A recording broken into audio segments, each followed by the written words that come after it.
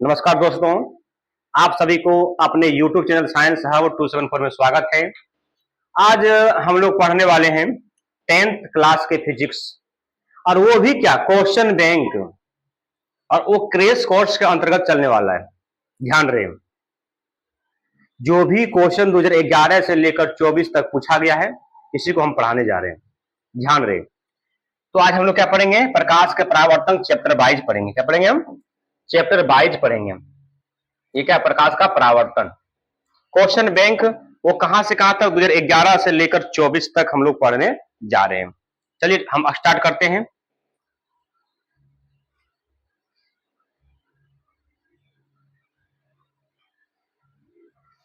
प्रकाश का परावर्तन अर्थात रिफ्लेक्शन ऑफ लाइट।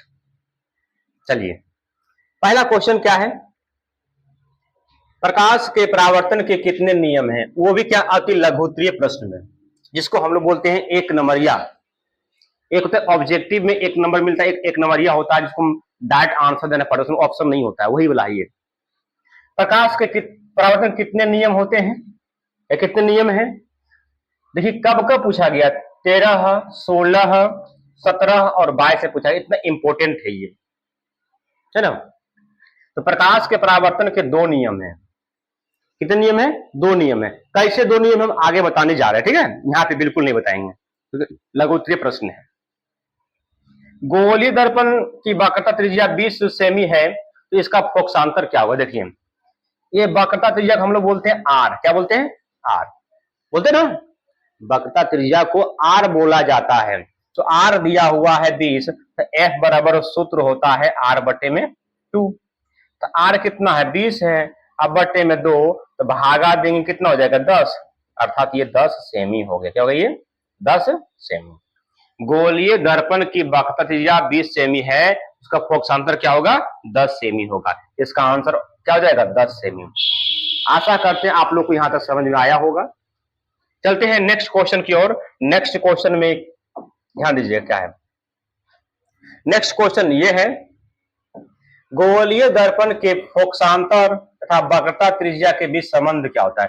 कोई अगर गोलीय दर्पण है, ये अवतल दर्पण है ना, कोई गोलीय दर्पण है, ये ध्रुव हुआ, ये फोकस हुआ और ये केंद्र हुआ। तो केंद्र और फोकस क्या बोला? फोकसांतर और वक्रता त्रिज्या, यहां से लेकर ध्रुव से लेकर केंद्र के बीच की दूरी को वक्रता त्रिज्या कहते हैं। मतलब फोकस और वक्रता त्रिज्या में संबंध क्या है? एफ बराबर आर बटे 2, या यहां एक मानेंगे, कोना कोनी गुना करेंगे, आर बराबर 2f। आर बराबर 2f, यही संबंध होता है। आशा करते हैं आप लोग को समझ में आ गया होगा।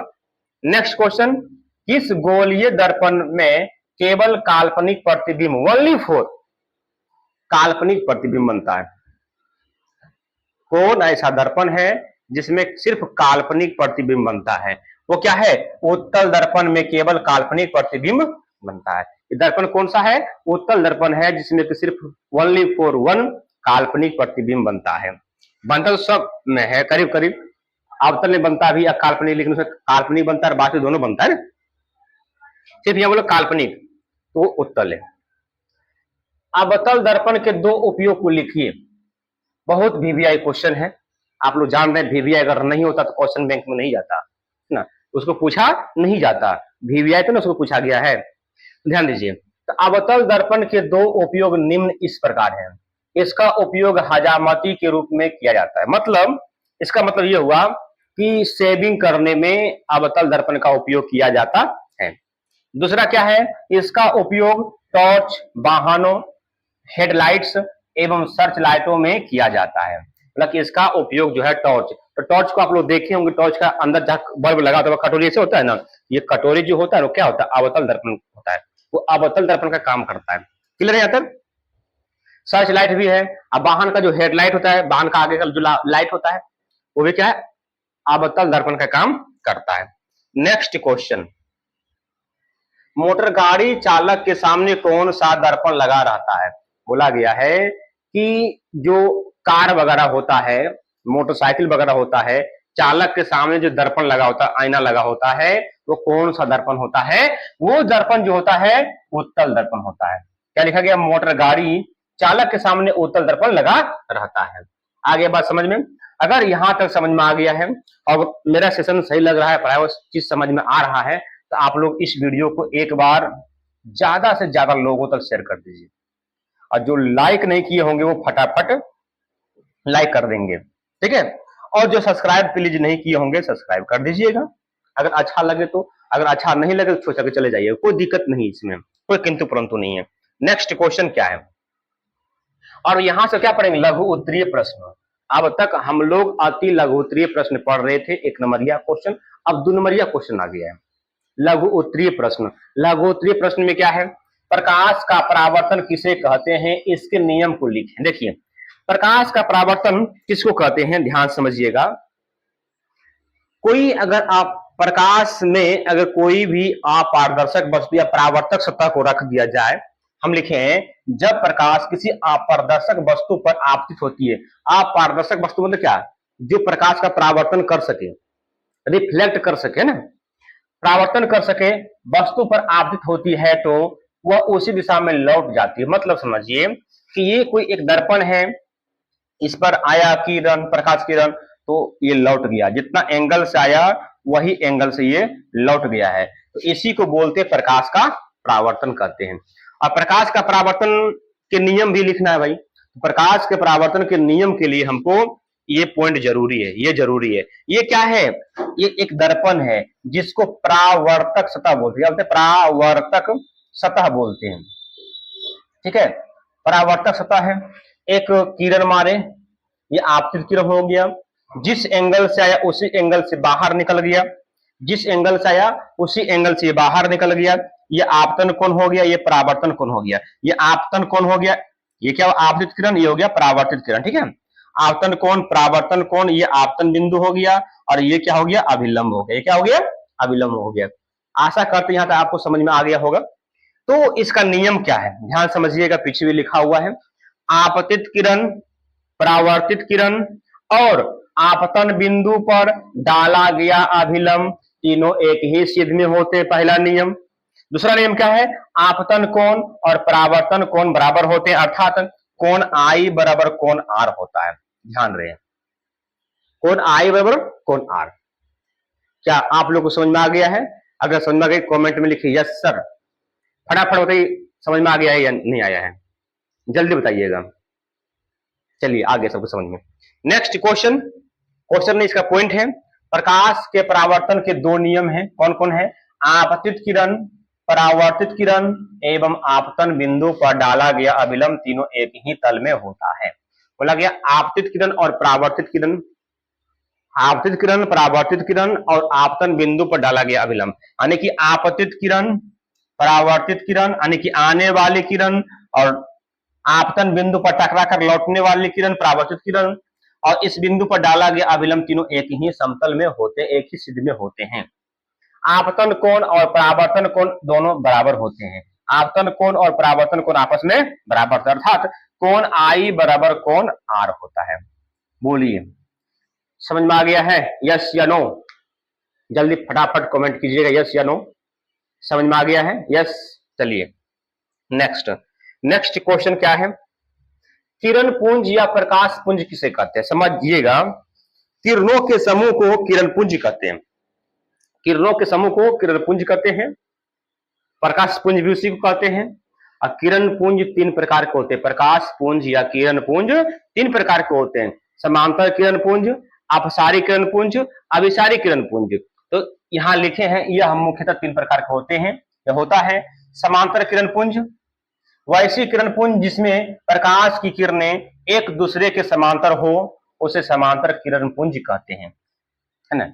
समझिएगा, ये एक किरण है, फिर ये एक किरण है, फिर ये एक किरण है, फिर ये एक किरण है, सभी किरण क्या है, एक दूसरे के समांतर है, एक दूसरे के समांतर है। इसको क्या बोलते हैं, समांतर किरण पुंज कहते हैं।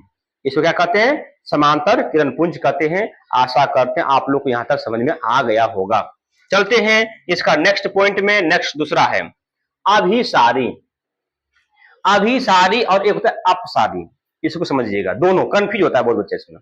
अभिसारी और अपसारी, अप माने क्या होता है, ऊपर, यूपी अप मीन्स क्या होता है, ऊपर होता है ना, अप मीन्स ऊपर, जो किरण ऊपर एक बिंदु से निकलकर एक ऊपर की ओर फैल जाए, मतलब चारों दिशा में फैल जाए, तो उसको अपसारीकरण पुंज कहते हैं। अभिसारीकरण पुंज, वैश्वीकरण पुंज जो एक बिंदु पर आकर मिलती है या मिलती हुई प्रतीत होती है। देखिए, वैश्वीकरण पुंज जिसमें प्रकाश की किरणें एक बिंदु स्रोत पर आकर मिलती है या मिलती हुई प्रतीत होती है, उसे अभिसारी किरण पुंज कहते हैं। देखिए ध्यान समझिएगा, एक बिंदु स्रोत पर जाकर क्या हो रहा है, मिल रहा है, क्या हो रहा है, मिल रहा है, क्या हो रहा है, एक बिंदु स्रोत पर जाकर मिल रहा है, क्या हो रहा है, एक बिंदु स्रोत जाकर मिल रहा है, मिल रहा है ना, इसी को बोलते अभिसारी किरण पुंज।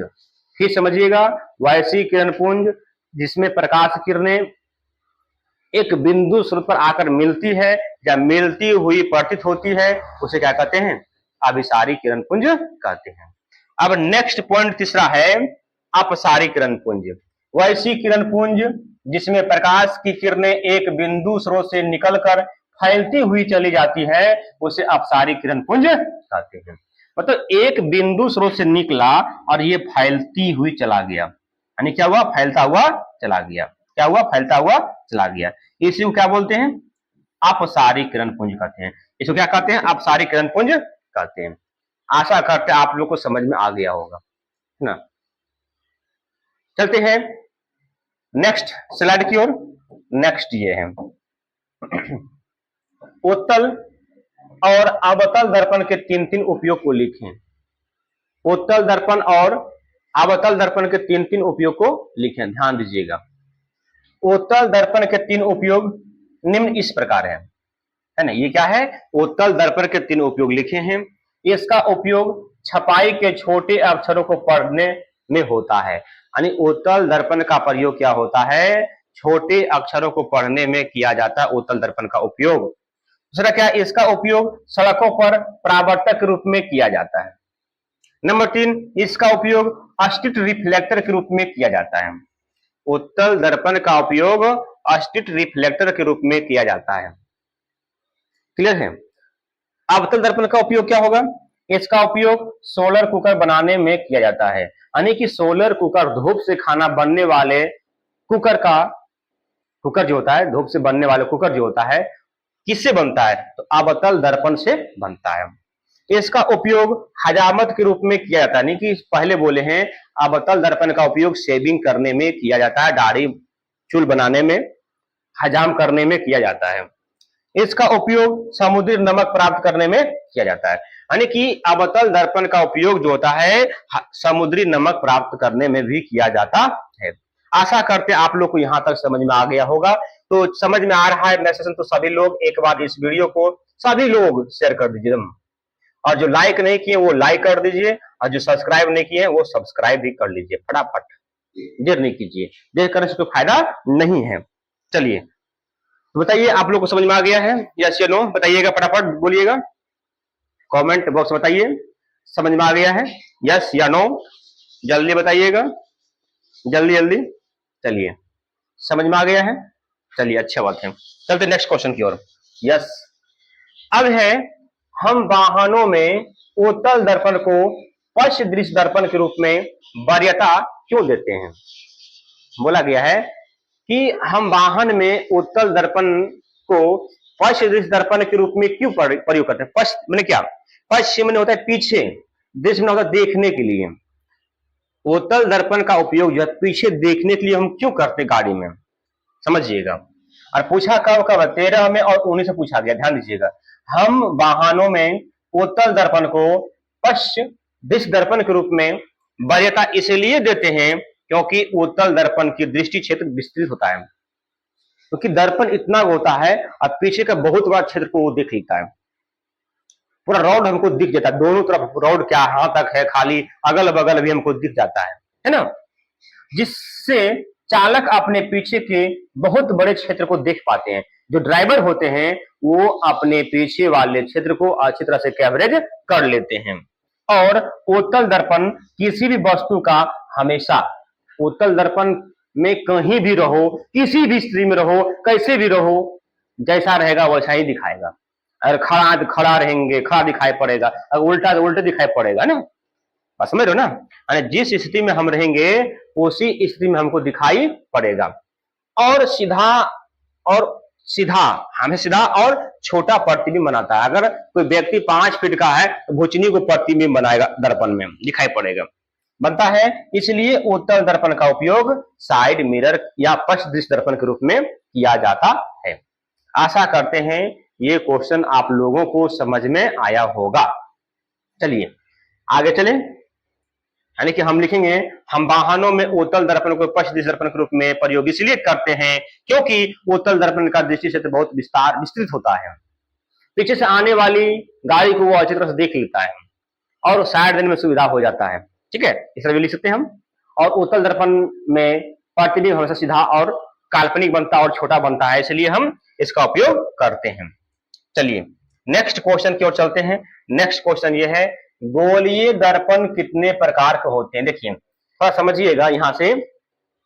गोलीय दर्पण पहले समझेंगे। दर्पण हम लोग दर्पण 2 प्रकार के होते हैं। दर्पण 2 प्रकार के होते हैं। एक होता है समतल दर्पण, समतल दर्पण। दूसरा होता है गोलीय दर्पण। क्या होता है ये? गोलीय दर्पण। कंफ्यूज मत कीजिएगा। अब गोलीय दर्पण 2 प्रकार के होते हैं। गोल दर्पण, एक होता है अवतल दर्पण, अवतल दर्पण। दूसरा होता है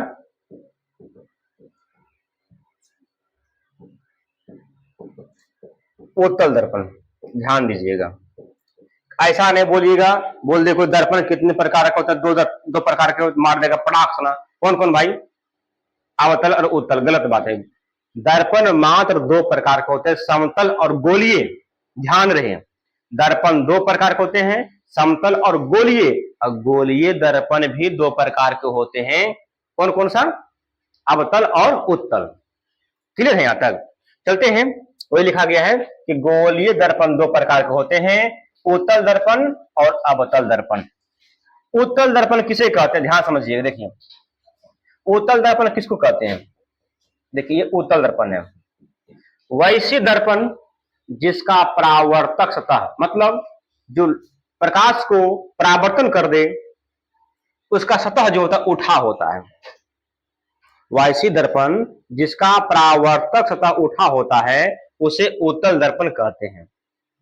वैश्य दर्पण जिसका परावर्तक सतह धंसा होता है, क्योंकि इधर पेंट किया हुआ है ना, इधर तो प्रकाश रिफ्लेक्ट तो होगा नहीं, परावर्तन तो होगा नहीं, किधर होगा? इस साइड में होगा। ये क्या धंसा हुआ है ना, कैसा ये है? धंसा हुआ है ना, ये कैसा है? धंसा हुआ है। तो समझिएगा कि वैश्य दर्पण जिसका परावर्तक सतह धंसा हुआ हो उसे क्या कहते हैं? अवतल दर्पण कहते हैं। क्या कहते हैं? अवतल दर्पण कहते हैं। चलिए नेक्स्ट क्वेश्चन, गोलीय दर्पण के मुख्य फोकस को परिभाषित करें। बोला गया है कि गोलीय दर्पण जो होता है उसमें कुछ पॉइंट होता है। कुछ क्या होता है? पॉइंट होता है। क्या क्या पॉइंट होता है? देखिए ये दर्पण हो गया, ये ध्रुव होता है, ये फोकस होता है, ये केंद्र होता है। ध्रुव से फोकस के बीच की दूरी को फोकस दूरी बोलते हैं और केंद्र से लेकर ध्रुव के बीच की दूरी को वक्रता त्रिज्या कहते हैं। तो बोला कि मुख्य फोकस को परिभाषित करें। बोला फोकस किसे कहते हैं, इसको परिभाषित कीजिए, इसको बताइए। ध्रुव किसे कहते हैं, इसको बताइए। और वक्रता केंद्र किसे कहते हैं, इसको ही बताना है। फोकस दूरी किसे कहते हैं, ये अलग है, और वक्रता त्रिज्या भी अलग है। तो समझिएगा फोकस किसे कहते हैं? प्रधान अक्ष के समांतर। बोला गया है प्रधान अक्ष के समांतर। इसको क्या बोलते हैं? इसको मुख्य अक्ष या प्रधान अक्ष बोलते हैं। ये ध्रुव हो गया, ये क्या हो गया? ध्रुव हो गया। ये फोकस हो गया और ये केंद्र हो गया। प्रधान अक्ष के समांतर आती प्रकाश की किरण, आती प्रकाश की किरणें दर्पण से परावर्तन के बाद, दर्पण से टकराने के बाद प्रधान अक्ष के जिस बिंदु से होकर गुजरती है, मतलब प्रधान अक्ष के जिस बिंदु से होकर गुजरता है ना, जिस बिंदु से होकर जा रहा है, इस बिंदु को क्या बोलते हैं? मुख्य फोकस या फोकस कहते हैं। क्या कहते हैं? मुख्य फोकस या फोकस कहते हैं। इसे एफ द्वारा सूचित किया जाता है। बोलिए समझ में आ गया? यस या नो? मतलब फिर समझ लीजिएगा, प्रधान अक्ष के समांतर आती प्रकाश की किरणें दर्पण से परावर्तन के बाद टकराया, दर्पण से टकराने के बाद जिस बिंदु से यानी कि प्रधान अक्ष के जिस बिंदु से होकर वो गुजरती है उस बिंदु को क्या कहते हैं हम? मुख्य फोकस या फोकस कहते हैं। इसे बड़ी एफ द्वारा सूचित किया जाता है। आया बात समझ में? क्लियर है? चलते हैं नेक्स्ट क्वेश्चन की ओर। नेक्स्ट क्वेश्चन, उत्तल दर्पण तथा अवतल दर्पण में अंतर स्पष्ट करें। उत्तल दर्पण और अवतल दर्पण में अंतर क्या है? उत्तल दर्पण तथा अवतल दर्पण में अंतर निम्नलिखित इस प्रकार है। ये साइड उत्तल दर्पण, वो साइड अवतल दर्पण। देखिए, इसमें केवल आभासी प्रतिबिंब बनता है, बिल्कुल सही है। उत्तल दर्पण में जो है सिर्फ ओनली फॉर वन काल्पनिक प्रतिबिंब बनता है, लेकिन अवतल दर्पण में जो है वास्तविक और आभासी दोनों प्रकार के प्रतिबिंब बनते हैं।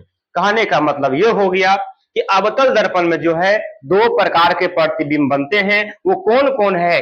वास्तविक प्रतिबिंब और काल्पनिक। काल्पनिक और आभासी दोनों एक ही को बोलते हैं, ठीक है? काल्पनिक बोले या आभासी बोले एक ही चीज है। क्या बोलते हैं? काल्पनिक, काल्पनिक प्रतिबिंब, है ना? तो कहने का मतलब यह हुआ काल्पनिक और आभासी दोनों एक ही को बोलते हैं। क्लियर यहां तक है? इसमें केवल सीधा प्रतिबिंब बनता है, बिल्कुल। अगर अब काल्पनिक बनेगा, आभासी बनेगा, तो आभासी प्रतिबिंब हमेशा सीधा बनता है। कैसा बनता है? हमेशा हमेशा सीधा बनता है। वास्तविक हमेशा उल्टा बनाएगा। इसमें प्रतिबिंब उल्टा सीधा दोनों प्रकार के बनते हैं। सर कैसे हुआ? अगर वास्तविक होगा तो उल्टा तो होगा ही होगा। वास्तविक प्रतिबिंब हमेशा उल्टा होता है, होता है, और काल्पनिक हमेशा सीधा होता है। ध्यान रहे, तो वास्तविक और काल्पनिक दोनों प्रकार के प्रतिबिंब बन रहे हैं, उल्टा और सीधा दोनों बनेगा। सिंपल सी बात है। इसमें केवल छोटा प्रतिबिंब बनता है, हाँ, क्योंकि आभासी हमेशा छोटा प्रतिबिंब बनाता है, कभी कदार बड़ा बनता है अवतल में, उत्तल में नहीं बनता है। इसमें प्रतिबिंब बड़ा भी बनता है, छोटा भी बनता है, और वस्तु के आकार यानी वस्तु के बराबर भी बनता है। मतलब अवतल दर्पण में जो प्रतिबिंब बनता है वो बड़ा बनता है, वस्तु से बड़ा बनेगा, है ना? और छोटा भी बनता है, और कैसा बनेगा? वस्तु के आकार के बनेगा, अर्थात तीनों आकार का बनता है। आशा करते हैं आप लोग को यहां तक समझ में आ गया होगा। अगर समझ में आ गया है तो सभी लोग एक बार इस सेशन को शेयर कर दीजिए, लाइक कर दीजिए और सब्सक्राइब कर लीजिए, है ना? फटाफट देर नहीं कीजिए। क्या बात है? ठीक ठाक है ना? चलिए झकास। चलिए नेक्स्ट क्वेश्चन, अवतल दर्पण में फोकस दूरी f और वक्रता त्रिज्या r में संबंध क्या है? तो इसको हम लोग प्रूव भी करेंगे, है ना? f बराबर r/2, वही तो संबंध है। यहां लिखेंगे, अगर क्वेश्चन इस तरह पूछेगा संबंध क्या है बताइए। अवतल दर्पण में फोकस दूरी यानी कि f तथा वक्रता त्रिज्या r हो तो यानी कि f बराबर r/2, अर्थात फोकस दूरी वक्रता त्रिज्या की आधी होती है। मतलब कि फोकस जो होती है, फोकस दूरी, वो वक्रता त्रिज्या क्या होता है? आधा होता है। ठीक है, चलते हैं नेक्स्ट क्वेश्चन। क्वेश्चन क्या है ध्यान समझिएगा। गोलीय दर्पणों द्वारा परावर्तन के लिए नई कार्तीय चिन्ह परिपाटी दर्शाइए।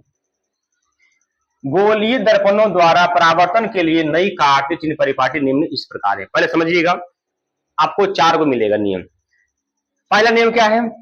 आपतित किरण की दिशा की सभी दूरी ऋणात्मक मानी जाती है। अरे दर्पण से इस पर जितना भी दूरी लेना है सब ऋणात्मक होगा, और दर्पण के पीछे की दूरी क्या होगा? धनात्मक होगा, और मुख्य अक्ष के ऊपर की दूरी जो होगा वो भी धनात्मक। जैसे मान लीजिए ये है, सीधा खड़ा इस पर है, ये क्या होगा? धनात्मक होगा। और दर्पण के मुख्य अक्ष के नीचे, मुख्य अक्ष के नीचे की दूरी ऋणात्मक मानी जाती है। ये 4 नियम है। और सावे दूरी, पांचवा क्या है? सावे दूरी ध्रुव से ही मापी जाती है। 5 नियम फिर समझिएगा। सावे दूरी को मूल बिंदु से ही नापा जाता है, ध्रुव से ही नापा जाता है। ठीक है, आपतित किरण की दिशा की सावे दूरी धनात्मक ऋणात्मक होती है, और दर्पण के पीछे की दूरी धनात्मक होती है। मुख्य अक्ष के ऊपर की दूरी धनात्मक होती है, और नीचे की दूरी ऋणात्मक होती है। सिंपल सी बात, ये बात समझ में आ गया होगा। और इसका नियम भी लिखा हुआ है पीछे, देख लीजिए, पढ़ लीजिए। नहीं दे दिया ना, चलिए अब क्या है समझिएगा। गोलीय दर्पण क्या है? एक गोलीय दर्पण की वक्रता त्रिज्या 20 सेमी है, इसकी फोकस दूरी क्या होगी? समझिएगा, वैसी दर्पण जिसका परावर्तक सतह गोलीय होता है अर्थात गोलाकार होता है, उसे गोलीय दर्पण कहा जाता है। गोलीय दर्पण दो प्रकार के होते हैं, एक अवतल दर्पण, एक उत्तल दर्पण। एक क्या होता है? उत्तल दर्पण। गोलीय दर्पण किसे कहते हैं? वैसी दर्पण जिसका परावर्तक सतह गोलाकार होता है या गोल होता है या गोलीय होता है, उसे क्या कहते हैं? गोलीय दर्पण कहते हैं। अब क्वेश्चन दूसरा क्या बोला है कि एक गोलीय दर्पण की वक्रता 20 है, यानी कि आर क्या मान लिए? 20 सेमी, है ना। निकालना क्या है? फोकस दूरी। क्या निकालना? फोकस निकाल देखिए, आर बराबर दिया हुआ है 20, निकालना एफ, तो एफ बराबर सूत्र होता है आर बटे में 2। ध्यान दीजिएगा, आर आर कितना है? 20 है, बटे में 2 क्या हो जाएगा? 10। अर्थात ये क्या हो जाएगा? 10 सेमी जो होगा ये क्या हो जाएगा? मेरा फोकस दूरी हो जाएगा। यहाँ भी जस्ट वही बना हुआ है ना। चलिए नेक्स्ट क्वेश्चन, नेक्स्ट क्वेश्चन ये है, अवतल दर्पण को अभिसारी दर्पण क्यों कहा जाता है? अवतल दर्पण को अभिसारी दर्पण क्यों कहा जाता है? देखिए, अवतल दर्पण को अभिसारी दर्पण इसलिए कहा जाता है क्योंकि अवतल दर्पण की दोनों सिराएं मुख्य अक्ष की ओर मुड़ा होता है। बिल्कुल सही बात है, दोनों सिराएं क्या है? मुख्य अक्ष की ओर मुड़ा होता है, पता है ना। तथा प्रधान अक्ष के समांतर आपतित प्रकाश की किरणें दर्पण से परावर्तन के बाद प्रधान अक्ष के मुख्य फोकस पर जमा हो जाते हैं। सभी समांतर किरणें भेजे हम, सभी समांतर किरणों को भेजिए, जितना टोटल को भेजिए, है ना। सब गया किरण, और जाने के बाद सब कहां से मुड़ा? मुख्य फोकस से होकर गुजरा, सभी मुख्य फोकस से होकर गुजरा, है ना। देख लीजिए, यानी कि एक बिंदु पर जमा हो गया, एक बिंदु पर जमा हो गया, यानी कि अभिसरित कर रही है। क्या कर रही है? अभिसरित, अभिसारी कर रही है ना। तो इसलिए यानी कि जमा हो जाती है या अभिसरित होती है, इसलिए अवतल दर्पण को अभिसारी दर्पण कहते हैं। फिर समझिएगा, अवतल दर्पण को अभिसारी दर्पण इसलिए कहा जाता है क्योंकि अवतल दर्पण के दोनों सिराएं मुख्य अक्ष की ओर मुड़ा होता है ना। तथा प्रधान अक्ष समांतर आपतित प्रकाश की किरणें दर्पण से परावर्तन के बाद मुख्य फोकस पर जमा हो जाती है या अभिसरित होती है, इसलिए इस दर्पण को क्या कहते हैं? अभिसारी दर्पण कहते हैं। क्लियर यहाँ तक है? नेक्स्ट क्वेश्चन क्या है? देखिए, वास्तविक प्रतिबिंब तथा काल्पनिक प्रतिबिंब यानी आभासी प्रतिबिंब में अंतर स्पष्ट करें। वास्तविक प्रतिबिंब तथा आभासी प्रतिबिंब में अंतर निम्न इस प्रकार है। पहला क्या है? इसे पर्दे पर प्राप्त किया जा सकता है, यानी कि जो वास्तविक प्रतिबिंब रियल इमेज जो होता है, रियल इमेज जो होता है इसको पर्दे पर हम प्राप्त कर सकते हैं। और आभासी प्रतिबिंब वर्चुअल इमेज है ना, वर्चुअल इमेज जो होता है इसको पर्दे पर प्राप्त नहीं कर सकते हैं, इसको पर्दा पर बनाना संभव नहीं है, पर्दा उतारना संभव नहीं है। यह सदैव उल्टे होते हैं। वास्तविक प्रतिबिंब हमेशा क्या होता है? उल्टा होता है, और काल्पनिक प्रतिबिंब हमेशा सीधा होता है। क्लियर है? इसका प्रतिबिंब दर्पण के आगे बनता है, मतलब यह प्रतिबिंब लिखो, यह इसका नहीं होगा, यह प्रतिबिंब होगा, यहाँ पे इसका नहीं होगा, यानी कि यह प्रतिबिंब दर्पण के आगे, यानी कभी भी वास्तविक बनेगा तो दर्पण के आगे बनेगा, पीछे बिल्कुल नहीं। काल्पनिक हमेशा पीछे बनता है, और यहां लिखेंगे यह प्रतिबिंब दर्पण के पीछे बनता है। बताइए आप लोग कमेंट बॉक्स में, समझ में आया? यस या नो, फटाफट देखिए, यहां तो समझ में आ गया होगा आप लोग को। चलते हैं नेक्स्ट क्वेश्चन की ओर। नेक्स्ट क्वेश्चन क्या? ध्यान दीजिएगा, और यहां से ध्यान देने वाली बात नहीं है क्योंकि इसको हम नेक्स्ट वीडियो में देखेंगे, और इसको नेक्स्ट वीडियो में कवरेज हम लोग करेंगे। तो नेक्स्ट वीडियो में हम लोग दीर्घोत्तरीय क्वेश्चन और ऑब्जेक्टिव क्वेश्चन दोनों को देखेंगे, जो बिहार बोर्ड पूछा गया है, बिहार बोर्ड जो पूछा गया उसी को हम लोग देखेंगे। फिर मिलते हैं नेक्स्ट वीडियो में। जय हिंद, जय भारत।